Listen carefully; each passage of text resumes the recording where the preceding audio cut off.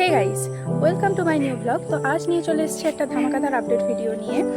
তো কাল 15 তারিখ ময়ূরভঞ্জে পাওয়ার মিউজিক এবং বর্মন মিউজিকের একটা ধামাকাধার হাড্ডাহাড্ডি কম্পিটিশন আছে। তো কাল কম্পিটিশনের জন্য পাওয়ার মিউজিক এবং বর্মন মিউজিক নিজেকে কিভাবে প্রেজেন্ট করবে বা কি রকম কি সেট আপ নিয়ে মানে কম্পিটিশনে আসতে চলেছে, তারই একটা ছোট্ট ক্লিপস তোমাদের আজকে আমার এই ভিডিওর মাধ্যমে দেখাবো।